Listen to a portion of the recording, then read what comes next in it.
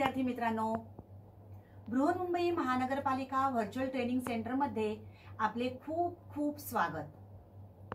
कोविड-19च्या या सद्यस्थितीत आपल्या शाळा बंद असल्या तरी आपले ऑनलाईन शिक्षण चालूच आहे आणि गेले वर्षभर आपण हा ऑनलाईन अभ्यास करत आहोत।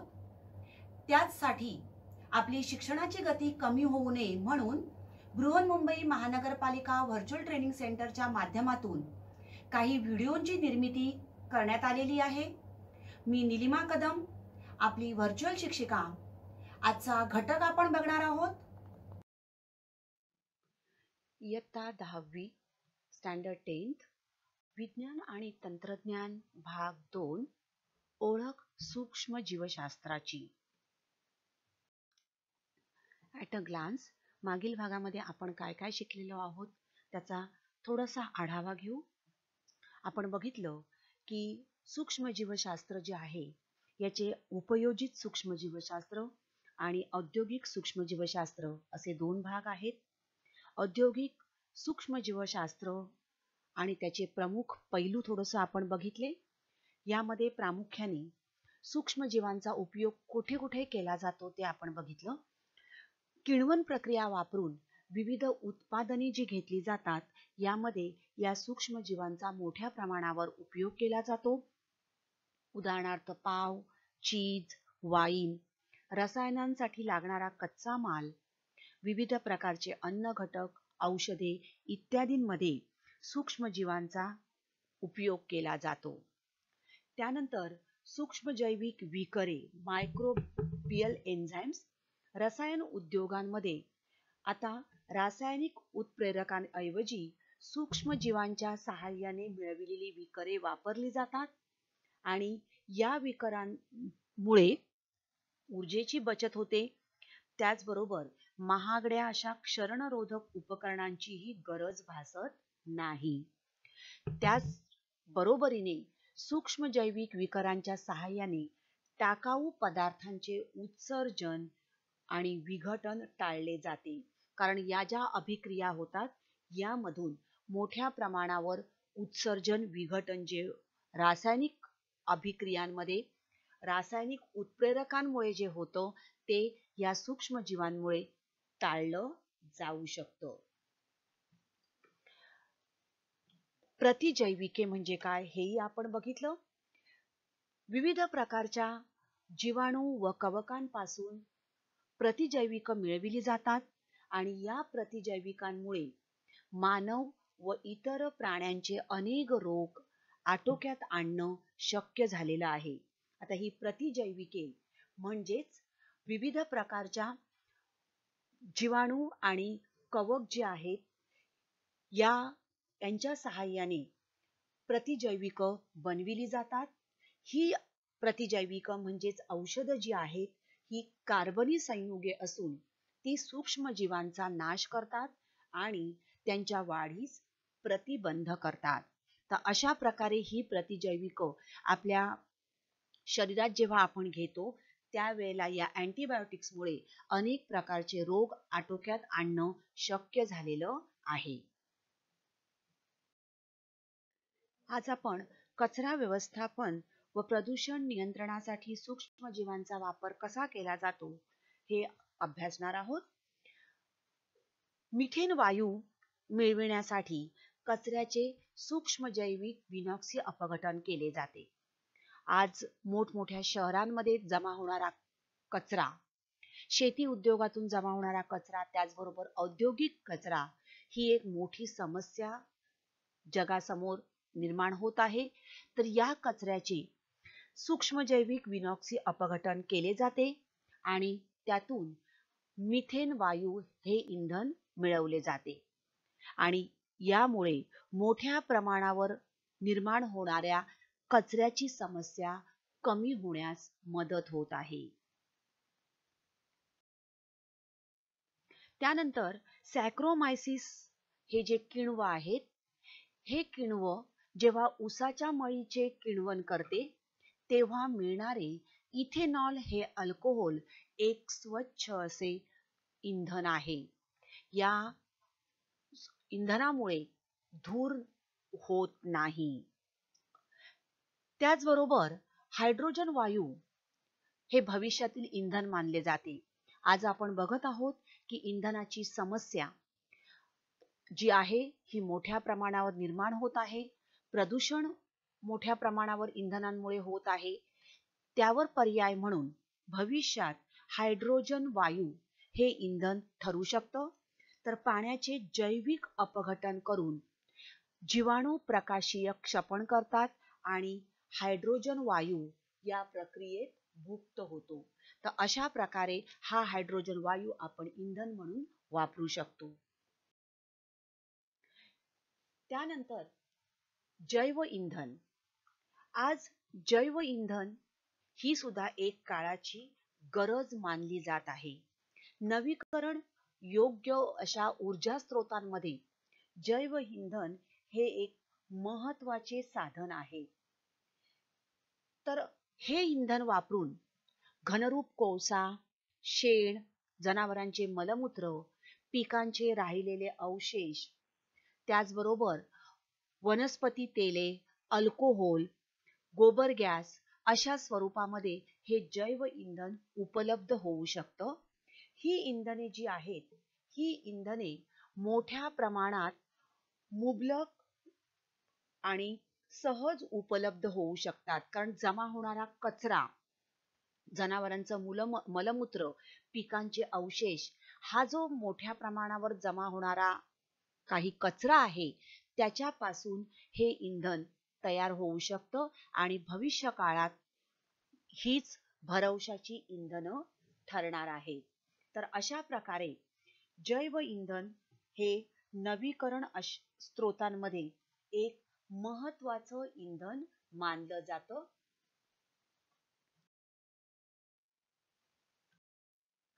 तर यामध्ये बायोगॅस संयंत्र, कंपोस्ट निर्मिती याद्वारे घनकचऱ्याची विल्हेवाट लावताना सूक्ष्मजीवांची मदत घेतली जाते. तर कंपोस्ट खत निर्मितीमध्ये सूक्ष्मजीव फार मोठी भूमिका बजावतात. सूक्ष्मजीव या सेंद्रिय पदार्थांचे नैसर्गिकरित्या विघटन घडवून आणतात आणि हे विघटन होत असताना अनेक जीवाणू आणि कवकांच्या प्रजाती या कचऱ्यापासून म्हणजेच मूळ पदार्थांपासून पुन्हा निसर्गामध्ये परत पाठविण्यामध्ये या सूक्ष्मजीवांचा सहभाग असतो. तर कंपोस्ट खत अशा रीतीने पुनःचक्रीकरणाने बनते. थोडक्यात कंपोस्ट खत निर्मितीत सूक्ष्मजीवांची भूमिका ही अत्यंत महत्वाची आहे. तर बायोगॅस संयंत्राविषयी आपण इयत्ता 9वी मध्ये माहिती घेतलेली आहे. मोठ्या शहरांमध्ये तयार होणाऱ्या कचऱ्याची शास्त्रशुद्ध पद्धतीने विल्हेवाट लावणे ही एक मोठी समस्या आहे आणि यामध्ये कुजणारा आणि न कुजणारा कचरा असे कचऱ्याचे 2 प्रकार आपण आज बघत आहोत की केले जात आहेत. ओला कचरा, सुका कचरा.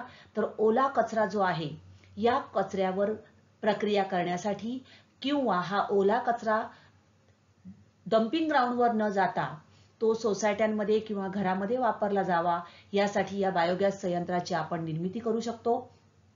न कुजणारा जो कचरा आहे त्यावर योग्य ती प्रक्रिया करून तो पुनर्वापरात आणू शकतो आणि कुजणाऱ्या कचऱ्यावर प्रक्रिया करून त्यापासून ऊर्जा निर्मिती करता येऊ शकते.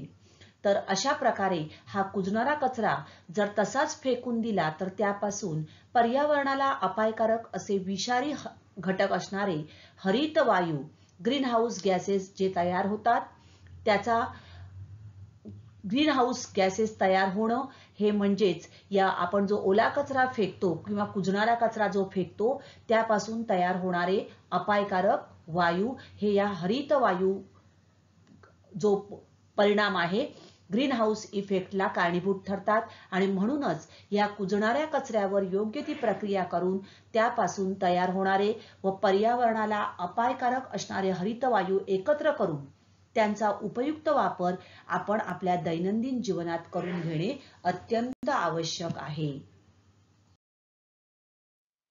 सूक्ष्मजैविक प्रदूषण नियंत्रणामध्ये कशा प्रकारे सूक्ष्मजीवांचा उपयोग केला जातो ते आपण बघणार आहोत. भूमिभरण स्थळे, लँडफिलिंग. आता शहरात जमा होणारा जो मोठ्या प्रमाणावर कचरा असतो हा विघटनशील कचरा या पद्धतीसाठी वापरला जातो. यामध्ये वस्तीपासून लांब मोकळ्या जागेत खड्डे करून त्यात हे प्लास्टिकचं अस्तर घातलं जातं. हे प्लास्टिकचं अस्तर घालण्याचं कारण म्हणजे या कचऱ्यामधून झिरपणारे जे काही अशुद्ध द्रव आहेत किंवा विषारी द्रव जे आहेत ते मातीमध्ये झिरपून मातीचे प्रदूषण होऊ नये यासाठी हे प्लास्टिकचं अस्तर आतमध्ये घातलं जातं. तर भूमिभरण स्थळे ही शहरामध्ये जमा होणारा कचरा जो आहे तो या जागेमध्ये आणून टाकला जातो. अशा जागा या नागरी वस्तीपासून दूर आणि मोकळ्या ठिकाणी असतात. या खड्ड्यामध्ये दाबून गोळा केलेला जो कचरा टाकला जातो आणि त्यावर माती, लाकडाचा भुसा, विशिष्ट जैव रसायने, हिरवा कचरा यांचा थर पसरला जातो. काही ठिकाणी त्यात बायो रिॲक्टर्स मिसळले जातात आणि त्यांच्या सहाय्याने या कचऱ्याचं एक प्रकारे अपघटन करण्याची क्रिया सुरू केली जाते. त्यानंतर जैव रसायनातील म्हणजेच या सूक्ष्मजीव जे आहेत हे या खड्ड्यातील कचऱ्याचे विघटन करतात आणि या ठिकाणी हा कचरा बघा टाकला जातोय. हा कचरा सगळा आहे. हे सूक्ष्मजीव आहेत हे या कचऱ्याचे विघटन करतात. पूर्ण भरलेला हा जो खड्डा आहे हा मातीने लिंपून बंद केला जातो आणि काही आठवड्यांनी या कचऱ्यापासून उत्कृष्ट असं खत मिळू शकतं. खत तयार झाल्यानंतर काही आठवड्यांनी हे खत जे तयार होतं ते खत बाहेर काढलं जातं आणि हेच जी जागा आहे ही भूमिभरण स्थळ हे पुन्हा वापरता येऊ शकतं. तर अशा प्रकारे मोठ्या प्रमाणावर लँडफिलिंगचा उपयोग आज मोठमोठ्या शहरांच्या बाहेर केला जात आहे.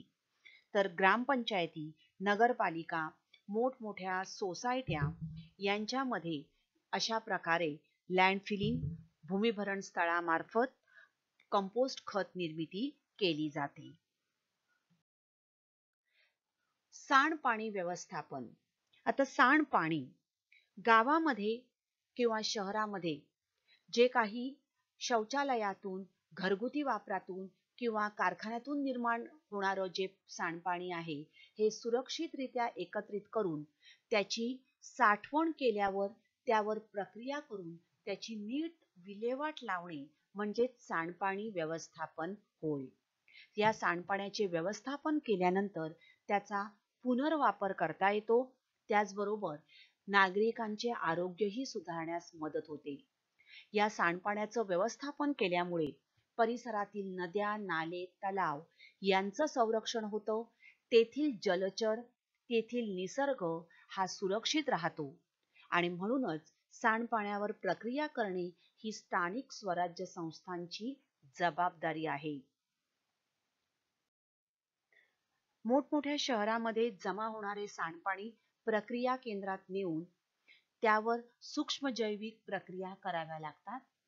या सांडपाण्यामध्ये रोगकारक जीवाणूंना नष्ट करणारे सूक्ष्मजीव जे आहेत हे मिसळले जातात. ते सांडपाण्यातील कार्बनी पदार्थांचे विघटन करून मिथेन व कार्बन डायऑक्साईड वायू मुक्त करतात. या ठिकाणी दिसते बघा वेस्ट वॉटर ट्रीटमेंट प्लांट.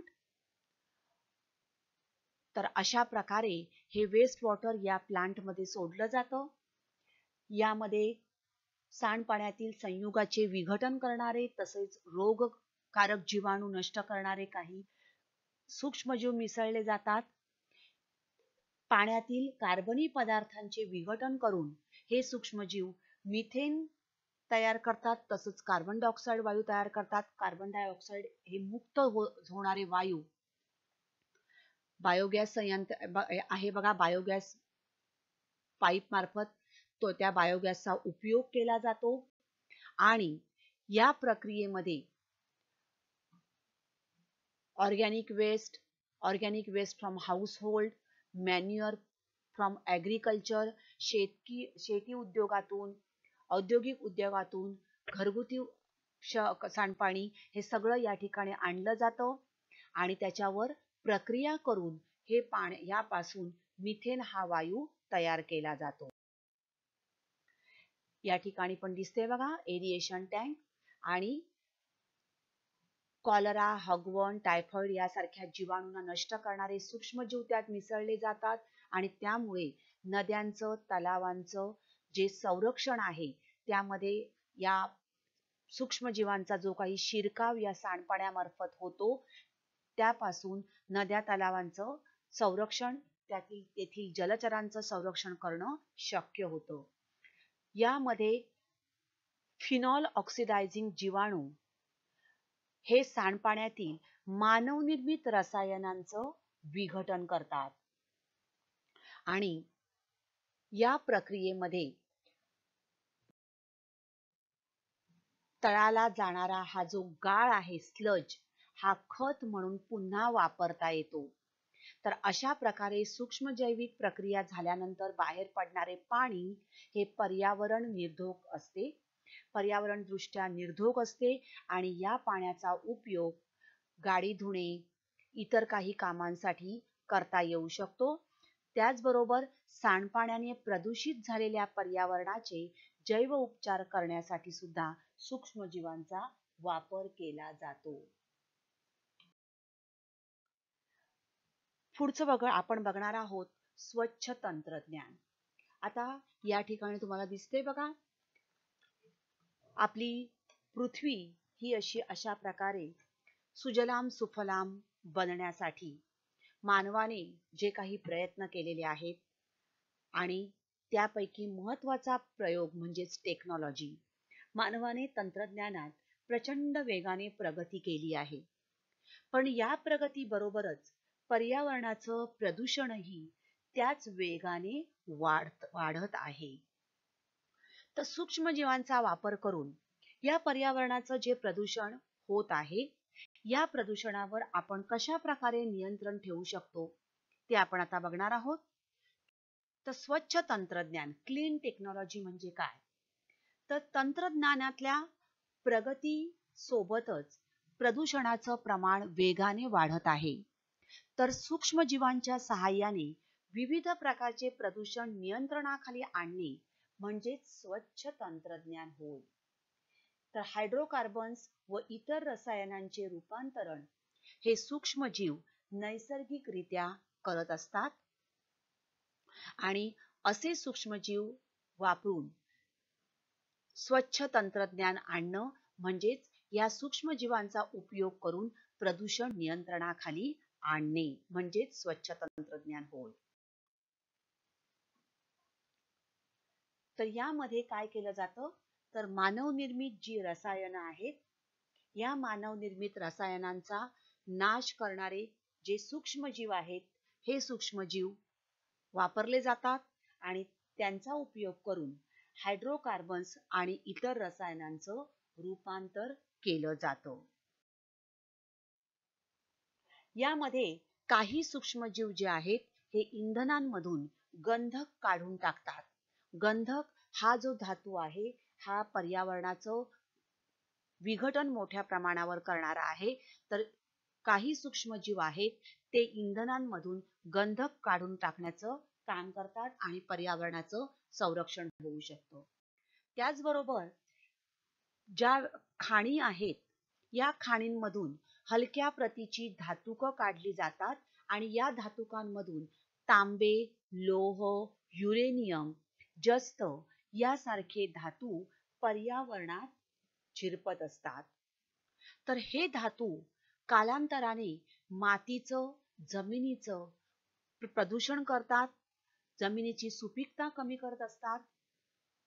तर त्यासाठी थायोबॅसिलस व सल्फोलोबस हे जे जीवाणू आहेत हे जीवाणू या धातूंचं झिरपण्यापूर्वीच संयुगात रूपांतर करतात. तर अशा प्रकारे थायोबॅसिलस व सल्फोलोबस या जीवाणूंच्या सहाय्याने मातीचं होणारं प्रदूषण म्हणजेच भूप्रदूषण जे आहे यावर आपण नियंत्रण ठेवू शकतो. पुढचं आहे आम्लपर्जन्य. आम्लपर्जन्य आपण शिकलेलो आहोत. कारखान्यातून बाहेर पडणारा धूर, हा धूर जेव्हा वातावरणात मिसळतो त्यावेळेला पावसाच्या पाण्याबरोबर त्याचं आम्लामध्ये रूपांतर होतं. तर कारखान्यातून बाहेर पडणाऱ्या धुरामध्ये नायट्रोजन डायऑक्साईड, सल्फर डायऑक्साईड यासारखे वायू असतात. हे वायू जेव्हा या पावसाच्या पाण्यात मिसळतात त्यापासून नायट्रिक आम्ल, सल्फ्युरिक आम्ल या रूपात हे पाणी जमिनीवर येतं. म्हणजेच आम्लपर्जन्याच्या रूपात हे पाणी जमिनीवर येतं. आणि या आम्लपर्जन्यामध्ये मोठ्या प्रमाणावर सल्फ्युरिक आम्ल असतं. त्यामुळे पुतळे, पूल, इमारती यामध्ये असणारे जे धातू आहेत त्यांचं क्षरण होतं. तर हे क्षरण थांबवण्यासाठी सूक्ष्मजीवांचा उपयोग केला जातो. ऍसिडोबॅसिलस फेरोऑक्सिडन्स व ऍसिडिफिलियम प्रजाती या जीवाणूंसाठी सल्फ्युरिक आम्ल हा एक ऊर्जा स्रोत ठरतो आणि म्हणून आम्लपर्जन्यामुळे होणारे भूप्रदूषण हे जीवाणू आटोक्यात आणू शकतात. तर या जीवाणूंच्या सहाय्याने भूप्रदूषण कमी करणं शक्य होत आहे. त्यानंतर अणुऊर्जा प्रकल्पातून पर्यावरणात सोडले जाणारे जे उत्सर्ग आहेत यामध्ये युरेनियमचे जलविद्राव्य असे क्षार असतात. तर हे क्षार नष्ट करण्यासाठी जिओबॅक्टर या जीवाणूंचा उपयोग केला जातो. जिओबॅक्टर हे जीवाणू या युरेनियम क्षारांचे अभिद्राव्य क्षारात रूपांतर करून जमिनीतील पाण्याच्या साठ्यात या युरेनियम जाण्यापासून रोखतात आणि युरेनियमचे जलविद्राव्य क्षार जमिनीच्या पाण्यात जाण्यापासून म्हणजेच पाण्याचं प्रदूषण जे आहे, जलप्रदूषण रोखण्यासाठी या जिओबॅक्टर जीवाणूंचा उपयोग होऊ शकतो. पुढे आपण येणार आहोत सूक्ष्मजीव व शेती. शेतीमध्ये सूक्ष्मजीवांचा उपयोग कशा प्रकारे होतो बघा. प्रथिनांसाठी नायट्रोजनची आवश्यकता असते हे आपण शिकलेलोच आहोत. तर वातावरणामध्ये उपलब्ध असणारा नायट्रोजन या वनस्पती किंवा प्राणी, सजीव हा नायट्रोजन डायरेक्टली घेऊ शकत नाहीत आणि त्याचं रूपांतर होणं आवश्यक असतं. वातावरणामध्ये नायट्रोजन मोठ्या प्रमाणावर असून सुद्धा सजीवांना तो सहजपणे घेता येत नाही आणि त्यासाठी त्याचं रूपांतर होणं आवश्यक असतं. तर या ठिकाणी नायट्रोजनचं रूपांतर करणारे काही सूक्ष्मजीव जे आहेत ते या नायट्रोजनचं रूपांतर वनस्पती किंवा प्राणी म्हणजे सजीवांना घेता येईल अशा संयुगांमध्ये करतात. शिंबावर्गीय वनस्पती ज्या आहेत, वाटाणा, सोयाबीन यासारख्या वनस्पतींच्या मुळांमध्ये ज्या गाठी असतात त्यामध्ये रायझोबियम हे सूक्ष्मजीव असतात आणि हे सूक्ष्मजीव या हवेतील नायट्रोजन शोषून घेतात. या ठिकाणी बघा, nitrogen in the air, microbes fix nitrogen in nodules on the roots of the pulse crop. तर शिंबावर्गीय वनस्पती म्हणजेच सोयाबीन, वाटाणा यासारख्या वनस्पतींच्या मुळामध्ये असणारे जे रायझोबियम हे सूक्ष्मजीव आहेत हे हा हवेतील नायट्रोजन शोषून घेतात आणि त्याचे नायट्रोजनच्या संयुगांमध्ये रूपांतर करतात. तर शिंबावर्गीय वनस्पतींच्या मुळांवरील गाठीमध्ये रायझोबियम हे सूक्ष्मजीव त्या वनस्पतींबरोबर सहजीवनात राहतात. सहजीवन, न्यूट्रिशन आपण सजीवातील पोषण जे आहेत यामध्ये आपण सिम्बायोसिस न्यूट्रिशन म्हणजे सहजीवन कशा प्रकारे न्यूट्रिशन म्हणजे पोषण होतं हे बघितलेलं आहे. तर यामध्ये हे वनस्पतींबरोबर रायझोबिया हे जीवाणू राहतात आणि हे जीवाणू काय करतात तर त्या रोपट्याला मातीतील आणि हवेतील नायट्रोजन पासून नायट्रेट्स नायट्राइट्स आणि अमिनो आम्ले पुरवितात आणि त्या बदल्यात रोपट्यांकडून कर्बोदकांच्या रूपात ऊर्जा आणि त्यांना स्वतःला राहण्याकरता मुळांवरील गाठीत जागा मिळवतात. तर अशा प्रकारे रायझोबियम हे सूक्ष्मजीव जे आहेत, हे सूक्ष्मजीव शेतीला मदत करतात. थोडक्यात पिकांच्या वाढीसाठी आवश्यक असणारा जो नायट्रोजन आहे तो त्यांना पुरवण्यास मदत करतात. त्याचबरोबर मातीमध्ये असणारे काही सूक्ष्मजीव म्हणजेच ॲनाबेना, नॉस्टॉक, ॲझोटोबॅक्टर यासारखे सूक्ष्मजीव अशाच प्रकारचं कार्य करतात आणि हे जीवाणू जमिनीत उपलब्ध असलेल्या सेंद्रिय अन्न घटकांवर उपजीविका करतात आणि स्वतःला लागणारे नायट्रोजनयुक्त घटक हवेतील नायट्रोजनच्या स्थिरीकरणाने मिळवितात. तर अशा प्रकारे हवेतील नायट्रोजनचं स्थिरीकरण सुद्धा या सूक्ष्मजीवांच्या सहाय्याने होतं आणि त्याचबरोबरीने रासायनिक खतांचे होणारे दुष्परिणाम सुद्धा या सूक्ष्मजीवांमुळे टाळता येऊ शकतात. बघा, रासायनिक खतं जी वापरली जातात तर या रासायनिक खतांमुळे होणारे जे काही दुष्परिणाम आहेत, हे दुष्परिणाम या सूक्ष्मजीवांमुळे रोखणं शक्य झालेलं आहे. तर मातीमधले हे सूक्ष्मजीव रासायनिक खतांचे दुष्परिणाम टाळले जातात, मातीची सुपीकता कायम ठेवण्यास मदत करतात. सूक्ष्म जैविक सर्रोप, मायक्रोबियल इनॉक्युलंट्स. आता लक्षात ठेवा, सूक्ष्म जैविक सर्रोप, सर्रोप म्हणजेच मिश्रण होय. तर या ठिकाणी तुम्हाला दिसते बघा, rhizo power energy for seeds, garden seed inoculants. तर हे आहेत बी साठी ऊर्जा देणारे काही इनॉक्युलंट्स. तर सूक्ष्म जीवयुक्त सर्रोप किण्वन प्रक्रियेने बनवले जातात. हे सर्रोप जे आहेत हे बियांमध्ये ज्याप्रमाणे पिकांच्या वाढीसाठी खताची आवश्यकता असते, सूक्ष्मजीवांची आवश्यकता असते, तसेच हे जे मायक्रोबियल इनॉक्युलंट्स आहेत याचा बियाण्यांसाठी उपयोग केला जातो. तर पेरणी आधी बियाण्यातून या पोषक सरोपाची फवारणी केली जाते. तर काही सरोप वनस्पतींमध्ये सोडले जातात. या ठिकाणी दिसते बघा बीड्स. तर या ठिकाणी बियांमध्ये हे मायक्रोबियल इनॉक्युलंट सोडले जातात. Dry alginate inoculant mixed with wheat seeds before sowing. पेरणी आधी बियांमध्ये हे फवारले जातात आणि काही वेळेला वनस्पती त्यांची वाढ झाल्यानंतर त्यामध्ये सोडले जातात.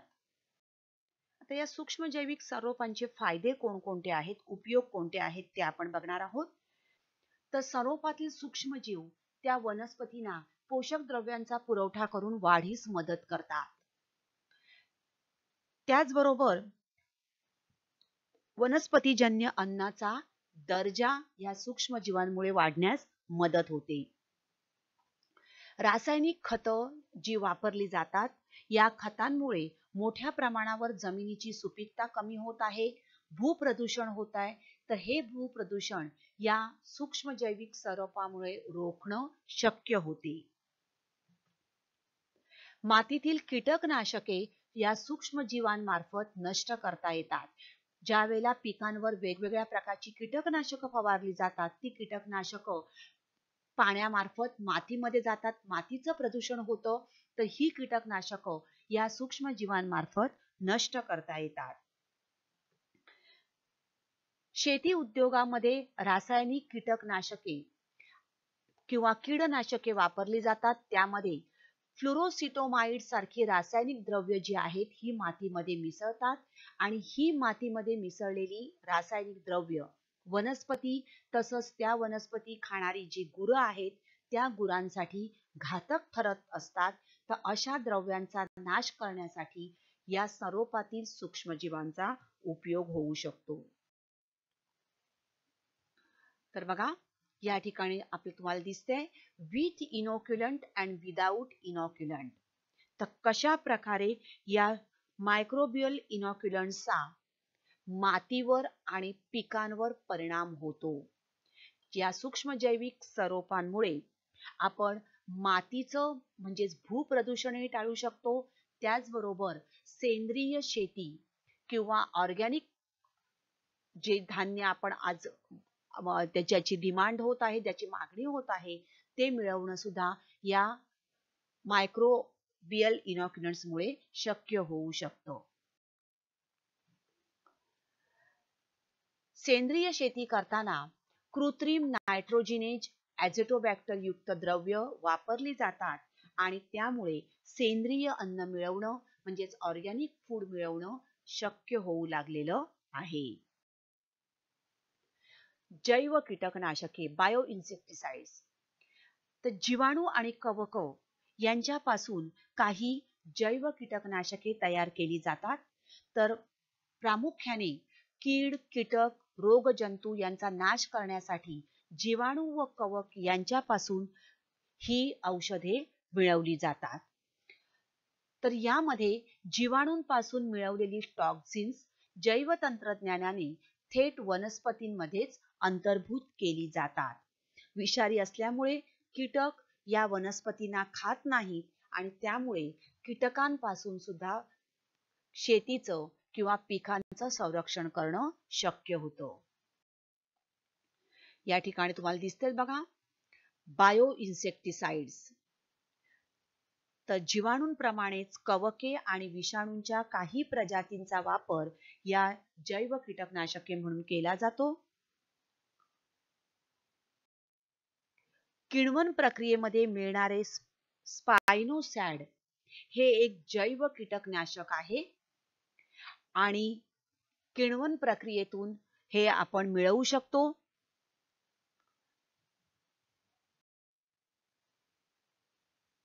पुढील संकल्पना चित्र पूर्ण करा. काही कृतीपत्रिका युक्त अभ्यास आपण बघणार आहोत. बघा, प्रक्रियेनंतर मिळणारे सांडपाणी याचा उपयोग कुठे कुठे केला जातो? स्वच्छतेसाठी ह्या सांडपाण्याचा उपयोग करता येऊ शकतो. उरलेला जो गाळ आहे त्या गाळाचा खत म्हणून उपयोग करता येऊ शकतो. पाणी जे आहे हे पाणी निर्धोक असतं आणि या पाण्याचा आपण स्वच्छतेसाठी उपयोग करू शकतो. आणि मिथेन वायू जो तयार होतो त्याचा बायोगॅस म्हणून उपयोग करता येऊ शकतो. उपयोगाच्या अनुषंगाने पुढील संकल्पना चित्र पूर्ण करा. झॅन्थॅन डिंक याचा उपयोग कुठे कुठे केला जातो? बघा, टूथपेस्ट, रंग, खते, तणनाशके, वस्त्रांचे रंग, कपड्याचे रंग तयार करण्यासाठी आणि उच्च प्रतीचा कागद तयार करण्यासाठी या झॅन्थॅन डिंकाचा मोठ्या प्रमाणावर उपयोग केला जातो. पर्यावरणीय व्यवस्थापनासंदर्भात पुढील संकल्पना चित्र पूर्ण करा. सूक्ष्मजीव.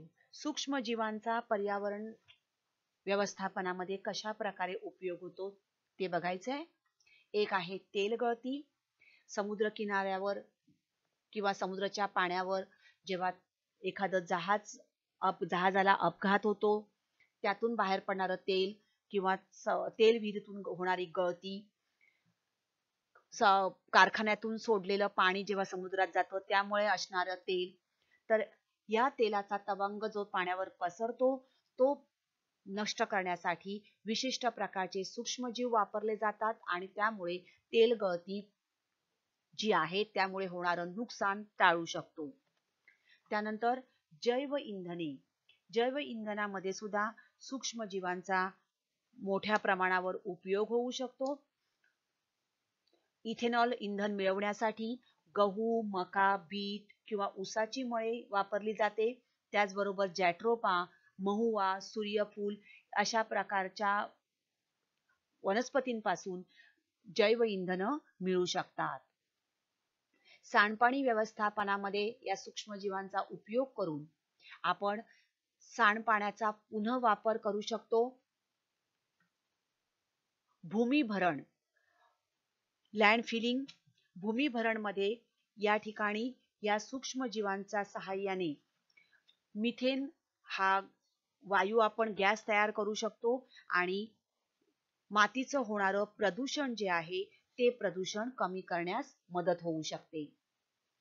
बायोगॅस व कंपोस्टिंग सूक्ष्मजीवांच्या सहाय्याने कचऱ्याचं विघटन करण्यासाठी सूक्ष्मजीवांचा उपयोग केला जातो आणि बायोगॅस तयार केला जातो. त्याचबरोबर कंपोस्ट खत तयार करता येऊ शकतो आणि जैविक कीटकनाशके व जैविक सररूप तयार करण्यासाठी सुद्धा या सूक्ष्मजीवांचा उपयोग होऊ शकतो.